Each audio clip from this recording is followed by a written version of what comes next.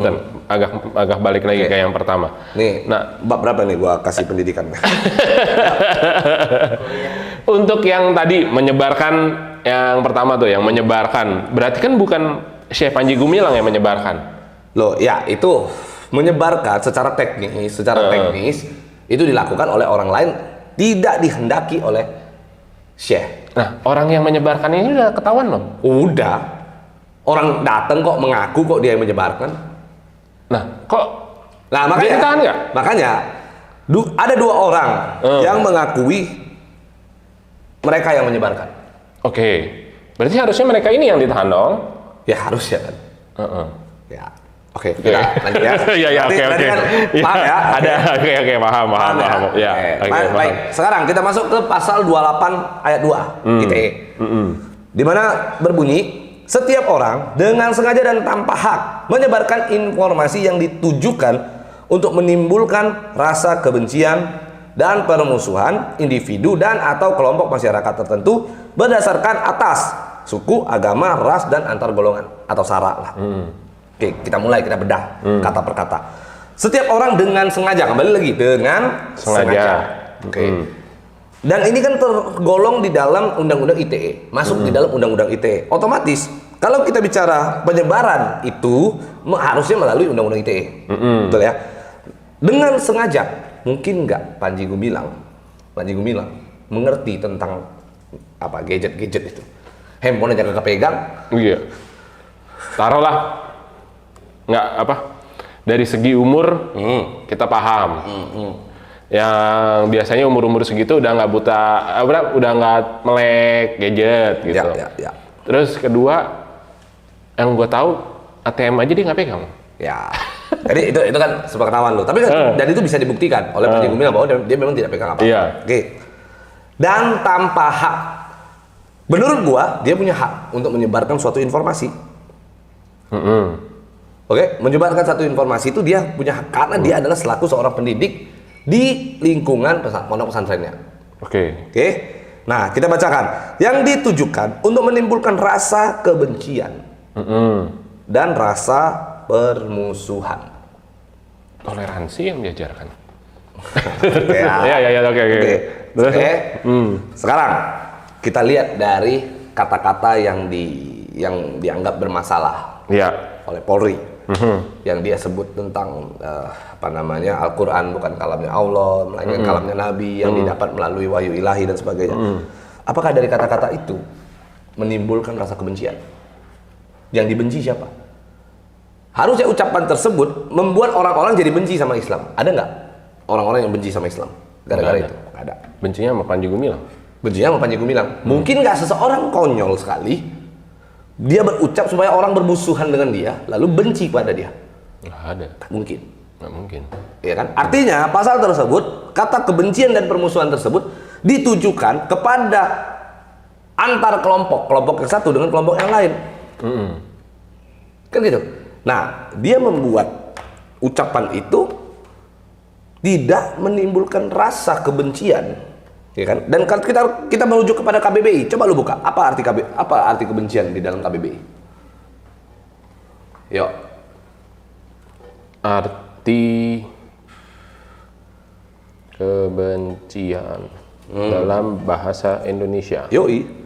Kebencian merupakan emosi yang sangat kuat, yang sama kuatnya dengan cinta dan melambangkan ketidaksukaan, permusuhan, atau antipati untuk seseorang. Ya. Untuk sebuah hal, barang, atau fenomena. Sampai situ. Nah, ya. Sekarang kita lihat, kalau kita bicara emosi yang kuat, yang kuat sama dengan cinta ini kan, cuman kebalikannya saja kan. Kalau kita bicara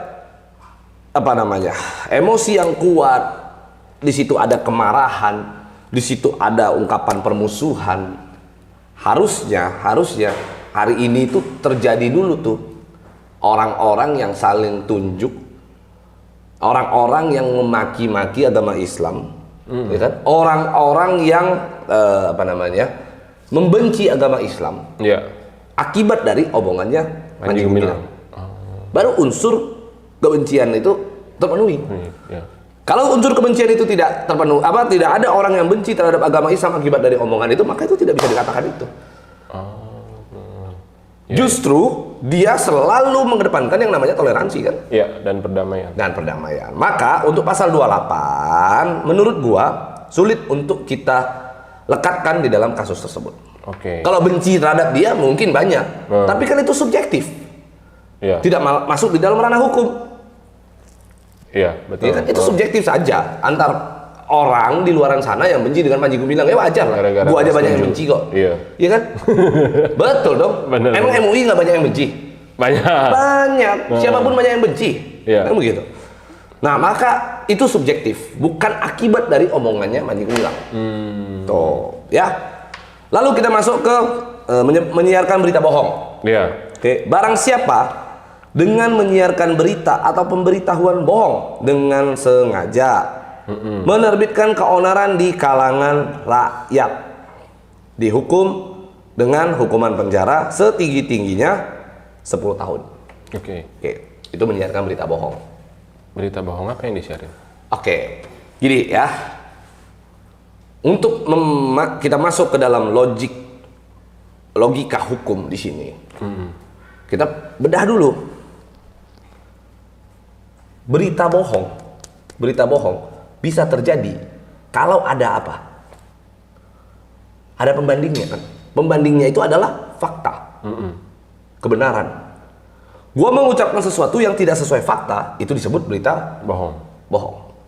Itu merujuk kepada KBBI juga. Silakan orang kalau mau buka sambil buka KBBI silakan. Kita nih kasih edukasi nih, ya kan? Jadi pertanyaan gua, jika dia Panji Gumilang menyebut bahwa Al-Quran atau surat Al-Baqarah bukan kalamnya Allah melainkan kalamnya Nabi yang didapat melalui wahyu ilahi dan sebagainya bla bla bla. Allah tidak bisa berbicara bahasa Indramayu, itu kan ucapannya Panji Gumilang kan. Kalau itu ucapan disebut dengan berita bohong, siapakah orang-orang di dunia ini termasuk MUI yang mampu mencari kebenarannya dari pihak yang bisa mengeluarkan fakta atau kejadian sebenarnya, sehingga dapat kita pastikan bahwa Panji Gumilang mengucapkan berita bohong atau menyiarkan berita bohong? Coba, ada yang boleh jawab nggak? MUI kalau berani bilang kami bisa membuktikan, nah ini bahaya. Coba. Tapi yang setahu gua aja nggak berani jawab itu. Siapa yang bisa ngeluarin gua nggak bisa jawab. Tapi ya itu, jadi silakan coba. Tapi setahu gua aja yang namanya Al-Quran aja kenapa masih dalam bahasa Arab, karena bahasanya memang multitafsir gitu kan. Apa maksudnya apa ya? Ayo, apa? Apa sih alasannya? Apanya diapakan dulu tuh? Al-Quran tuh masih ditulis dalam bahasa Arab. Alasannya Al-Quran masih menulis bahasa Arab saja, itu masih jadi perdebatan, masih debatable. Ada orang yang mengatakan bahwa ada pihak-pihak, ada ulama, ada mazhab yang mengatakan kenapa bahasa Arab? Karena apa? Karena Al-Quran diturunkan di Timur Tengah, begitulah bahasanya, di kawasan itu. Ada orang yang mengatakan karena bahasa-bahasa di dalam Quran itu utuh, manuskripnya utuh, tidak mudah untuk dirubah-rubah. Ada yang mengatakan begitu, ada yang mengatakan alasan lain lagi, ada yang mengatakan alasan lain lagi. Ini aja masih jadi perdebatan. Ya kan? Apalagi bahasa Indramayu ya. Nah, jadi maksud gua gini, dalam hal ini kita bisa lihat bahwa berita bohong tidak terpenuhi. Karena untuk mencari Fakta. validnya berita bohong itu atau tidak, berita itu bohong atau tidak, maka kita harus cari sumbernya, faktanya, kebenarannya. Untuk mencari kebenarannya nggak bisa melakukan hanya kesepakatan para ulama, begini, itu bukan. Dalam hukum itu tidak berlaku itu. Dalam unsur fikih keagamaan, ya, untuk mencapai satu pandangan yang dipakai oleh umat, maka dilakukanlah fatwa. Ijtima ulama sepakat, para ahli-ahli sepakat, ya kita sepakati saja ini begini, artinya begini, maka yang harus diterapkan oleh umat begini ya. Nah, tapi kalau misalnya Polri bilang Kalau ulama udah sepakat, kita sepakat juga gitu. Loh, Pak Jokowi pernah mengatakan di dalam satu pidatonya, negara jangan kalah sama yang namanya kesepakatan. Jangan sampai yang namanya konstitusi itu kalah oleh kesepakatan. Konstitusi tidak boleh kalah dengan kesepakatan. Seolah-olah memisahkan antara toleran dan intoleran. Ada itu Pak Jokowi menyampaikan, buka, betul nggak?